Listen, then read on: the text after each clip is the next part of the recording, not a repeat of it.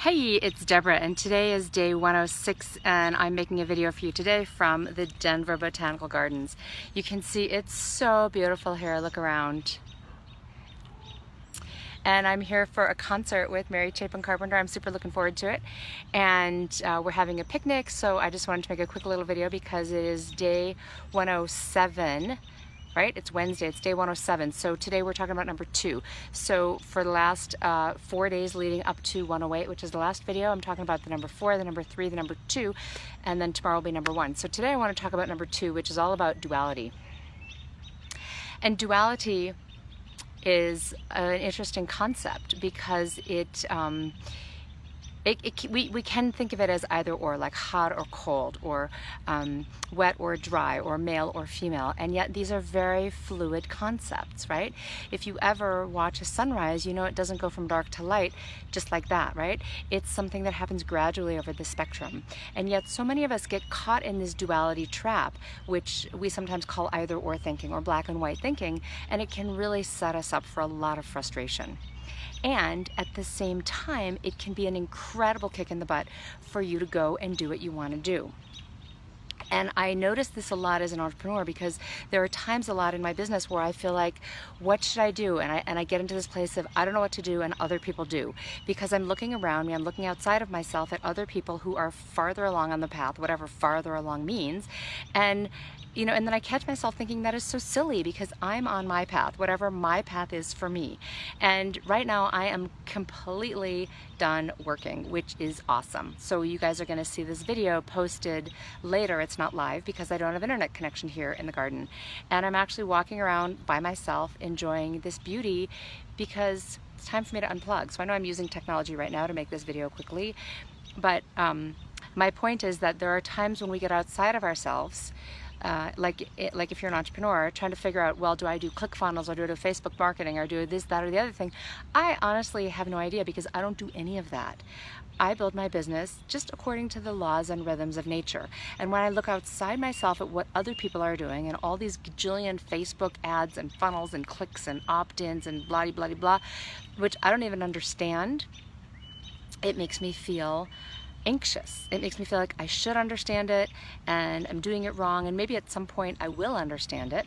And maybe at some point I will want to, but where my business is right now is that it's growing very organically by referral, by word of mouth, and the more time I spend writing and the more time I spend making videos and just being me, the more people automatically come. So that's what I want to share, is that there can be a duality of when we're feeling separate and doing it wrong, or you can find within yourself that you're doing it correctly because you're doing it according to the way you want to, and you can't do you wrong.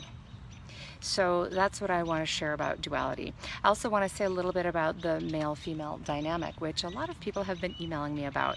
And when we're talking about the masculine feminine energies, which are both at play in our businesses, we're not talking about the gender. We're talking about the energies of the masculine energy, which is associated with the sun, and this unique focal point of brilliance and radiance that everybody loves.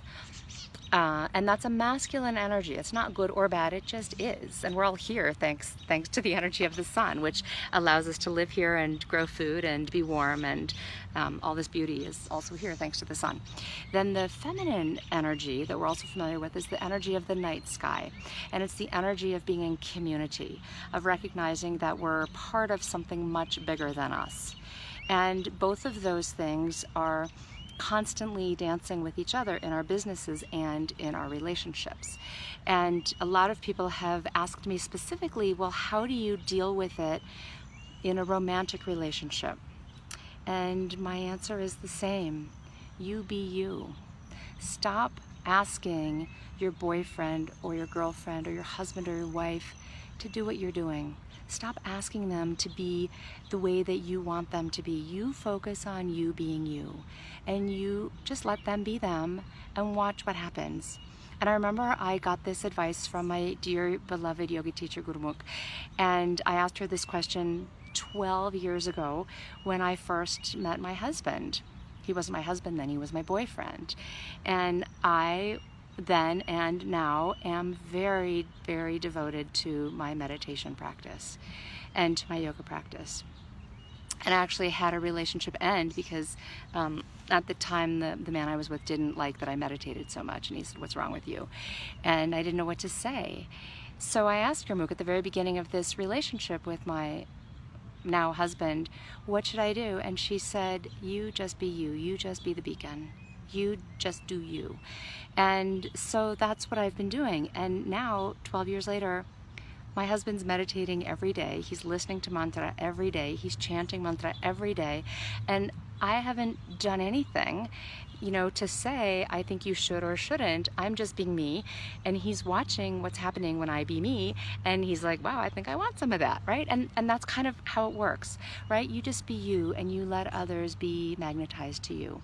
So that's what I want to share also about duality, is that there is no right or wrong. It just is. Right? And my husband he led wilderness expeditions for years in Patagonia. So he spent a lot of time by himself in silence in a kayak.